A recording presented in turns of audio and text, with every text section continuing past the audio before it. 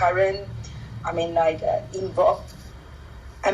How do we bridge the gap between the knowingness of these indigenous people in our local spaces? Singapore, we don't have so much of environmental intelligence from that space. So we're very much in a very complacent. So how are we bridging the gap, and how can it be done? I think the first step towards an idea of what is happening and what happened in South Africa. Right now, if you were to stop an average person on the street anywhere in the USA, they would have zero knowledge of what goes on in the indigenous communities. It is just amazing, the lack of knowledge. And why is that? Because the narrative is controlled by those of European descent. That's the biggest reason. If you look at the whole raison d'etre of the United States of America, you will see that the history begins in 1620 when the Pilgrims first landed. Now that has to change. Absolutely, it has to change. The native peoples will have to be brought in as fundamental to the narrative of this country. It just cannot be, and this is part of the reason why BLM is such an effect today. More and more historians are recognizing the fact that it is the discovery, it is the stumbling upon this North and South America, so to speak, that created the need for slavery, that brought in millions of Africans and other peoples as indigenous, indentured labor and slaves. So the narrative has to change. And native peoples, the narrative of native people as told by them, their authors, people who have written books in their own communities, will have to be brought to the forefront.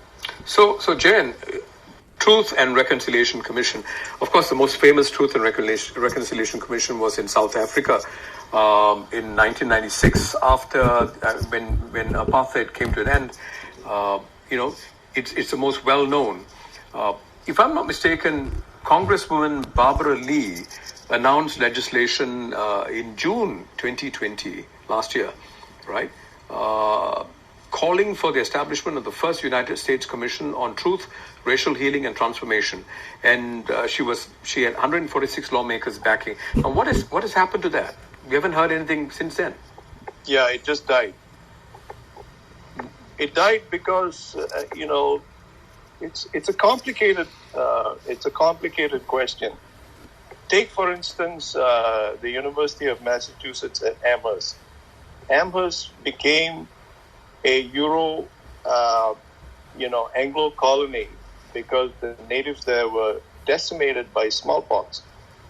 And the smallpox that killed all of them were through blankets given by the forces of Lord Jeffrey Amherst. That's right. So here is a person that actually advocated the extermination, of these people at a particular. And then when they all died, he gave, the people decided to give his name onto that.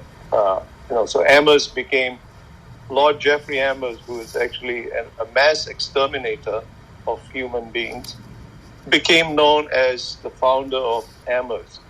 Right. So that's my point. Yeah, right I see your point. And Azeeza, does that answer your question? I mean, basically, the suggestion here by Jayan is that there needs to be a process to allow for healing in every society. And if you remember, Azeeza, I mean, in Singapore, when we celebrated the bicentennial, 200 years, right, of Singapore, history in Singapore had always been taught that Singapore was founded by Sir Stamford Raffles, the British, in 1819. And that's when history started. But this particular, I'm very happy that in Singapore, this was used as an opportunity for all of us to learn about our history that when hundreds of years before the British landed in Singapore in 1819.